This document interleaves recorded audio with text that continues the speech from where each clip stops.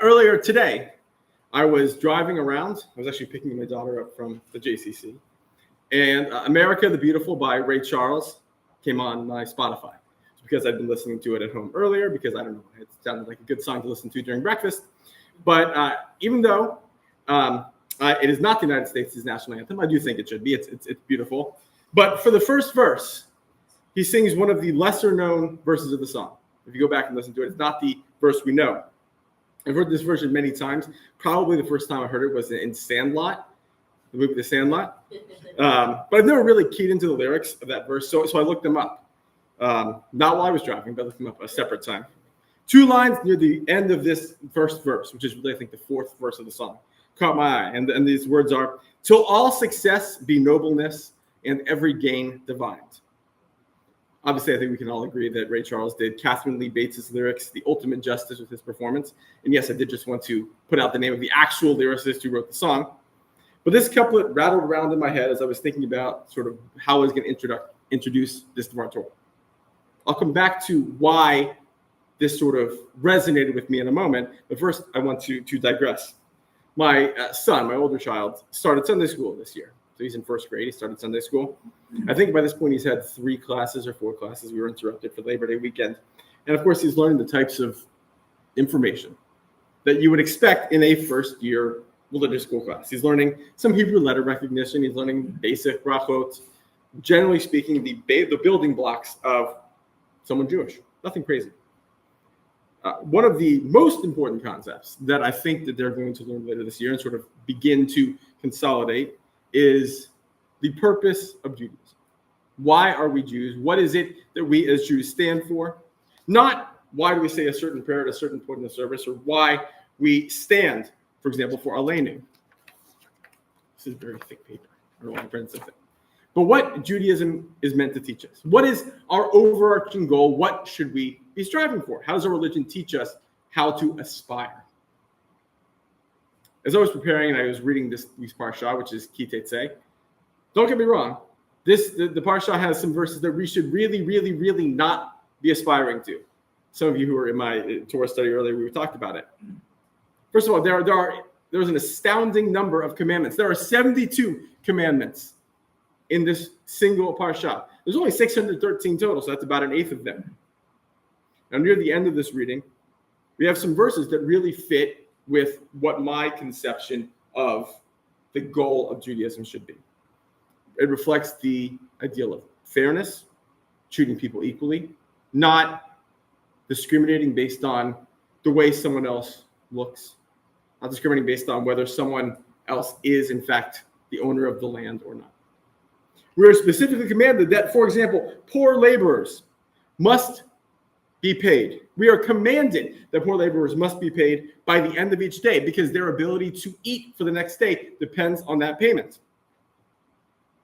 And now I want to bring Ray Charles back into this conversation. I told you I was going somewhere with this. I did have an idea.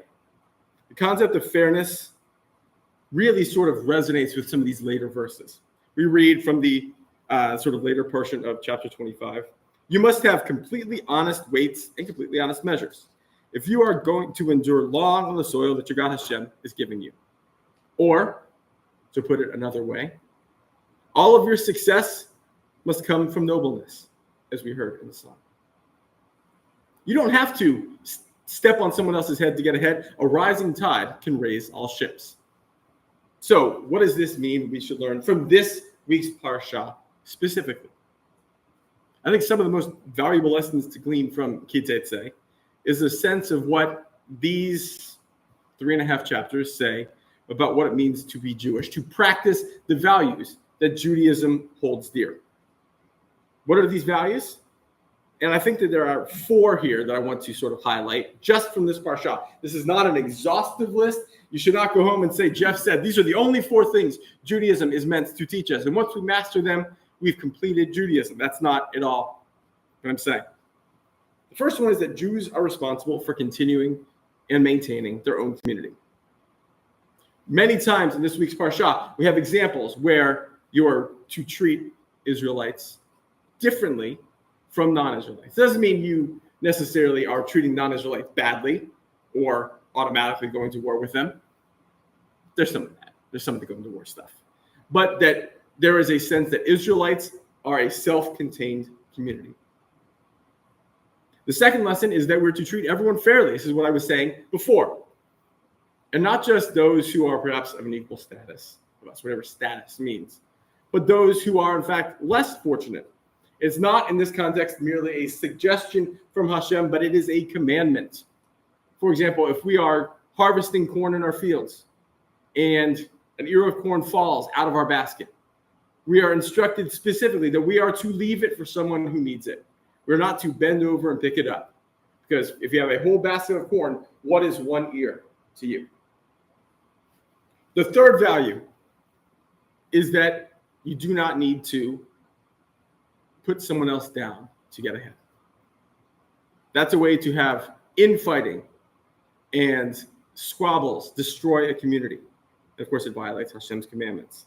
And finally, we are a people of laws. We are a people of rules. We do not give judgments based on whim.